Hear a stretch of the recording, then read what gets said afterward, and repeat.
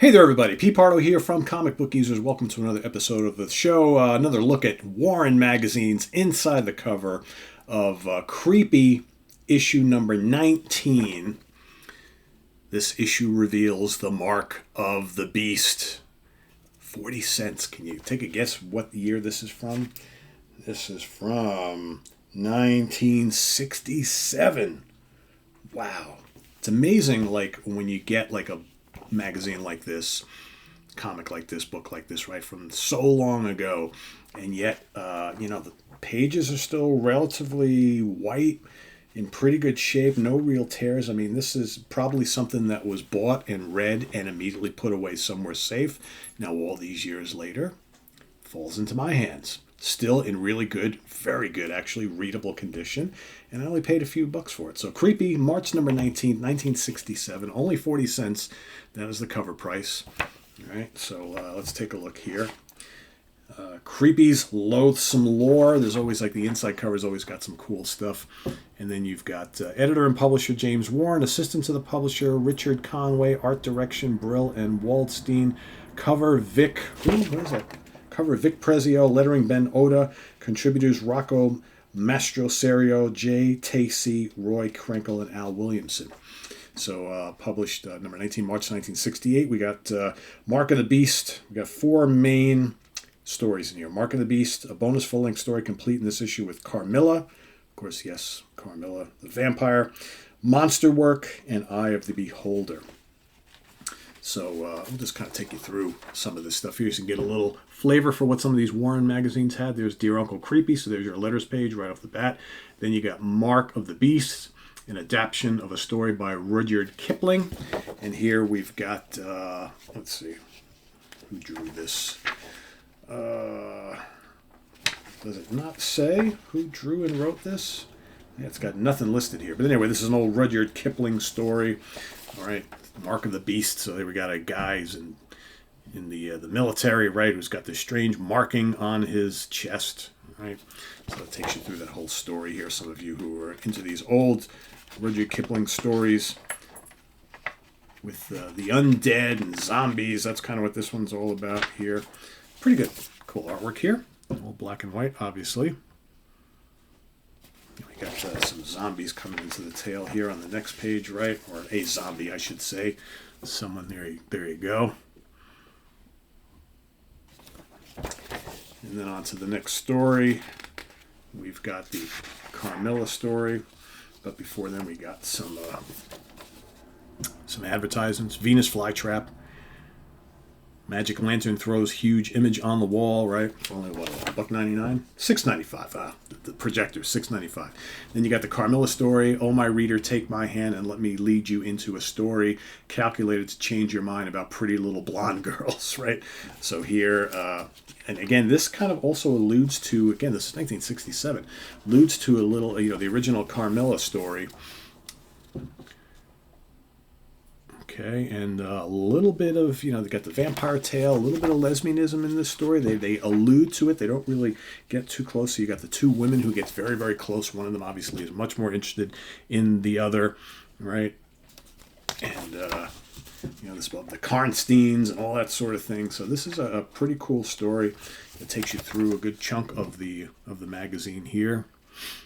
Look at her tacking in the middle of the night, right, while the other one's sleeping. Okay, which continues on later in the book. So it's interesting how they take you up to page 24, and then it says continue on page 37. And in between, you get Monster Work, okay, which has got art by Rocco Mastroserio, script by Archie Goodwin. I didn't check the Carmilla story. Who worked on that? Robert Jenny, I guess, did the art. Maybe wrote it and drew that. So here we have, as you can see, for the Monster Work, looks like Igor going and cutting down someone who's recently been hung, right? As you can kind of guess what that dead person, the cadaver is going to be used for, and then that's exactly what happens here. So he takes, this is basically like a Dr. Frankenstein type of thing, so he takes the dead body back to his master, the evil scientist. There you see a creation on the table, which looks just like Frankenstein monster, I should say. And then here they're going to take this basically this is what you get here, right? So this is a play on the Frankenstein story, and then in the end, things get turned around to the great doctor, and the hunchback assistant actually is the one who becomes the master in this one here. So then we have another story called Eye of the Beholder, which is art by Jay Tacey, script by Archie Goodwin again.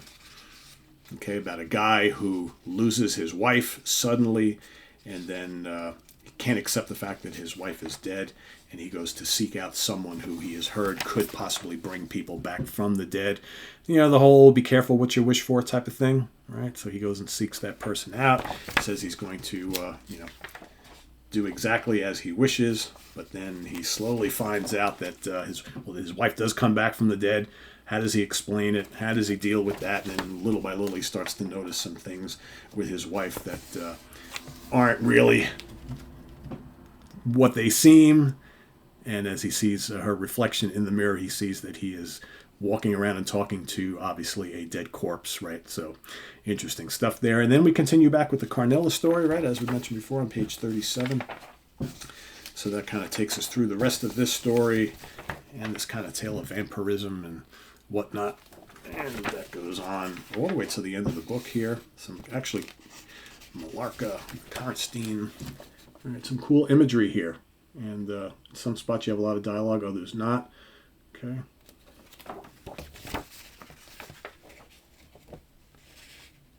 Count Mircalla, Countess Karnstein. Those of you who followed the Hammer films, right? They dove quite a bit into, especially some of the couple of the Dracula, the vampire films, the non-Dracula films that Hammer produced, dealt a lot with the Karnstein legacy. And here, Mircalla is one of the great characters in that whole storyline. And then here we go. It looks like she's going to be having the stake put through her at the end and her head chopped off, right? That's the way to get rid of a vampire. Stake through the heart, cut off the head. You'll never see them again, right? So what do we got here? We've got some cool ads in the back. Would you like to buy real ants for $2.99? Why would you want to buy ants when you can get them for free outside? Don't know. Who else wants a live monkey? Yeah, I don't know. Buy a monster hand. How much is the monster hand? $3. No, $1.50 for one hand. $3 for the pair. Add 25 cents per hand for postage. Do you like a monster hand? Sure. Here we got some books and movies and things like that. Paperback books. These are all paperback books. The next page is where the movies are, maybe. No, we got records. Oh, remember the old LP records that told a story? So here we got Around the World in 80 Days, 20,000 Leagues Under the Sea, War of the Worlds, First Man on the Moon, King Kong, Superman, Dinosaurs, Flash Gordon, Invisible Man, Adventure LP records. Those were so much fun. I had a couple of those. And then back issues of Monster World, which was kind of like an offshoot of Famous Monsters magazine. All sorts of cool monster and horror stuff back then, man, on some of these, right? This is awesome stuff. So, Creepy, number 19 from 1967.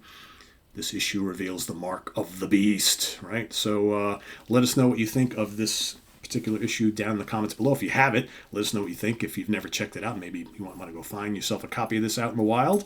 But more importantly, let's get the discussion going about these cool, creepy issues down in the comments section. We'll be doing more of these in the upcoming weeks. So stay tuned for more. Like I said, I bought a whole stack of creepy and eerie stuff, a couple of Vampirellas, so I'm going to hopefully be showing these off to you one at a time over the next little bit, and I'm going to look to get more because I dig this kind of stuff. So anyway, thanks for watching. Please subscribe if you haven't already and click on that notification bell so you get alert of all of our content as it posts, and please do hit the like button before you leave. So stay tuned for more stuff here on the channel. We got more videos with myself and Wild Bill coming up starting tomorrow, so don't miss out on those. And it's Christmas week, so hopefully everybody has a happy holiday and holiday season, and but you'll be seeing this all the way through it all. So thanks for watching. I am Pete Pardo for Wild Bill and Kirk Manning and Scott Berry here on Comic Book Users. Thanks for watching. Stay tuned. Bye-bye.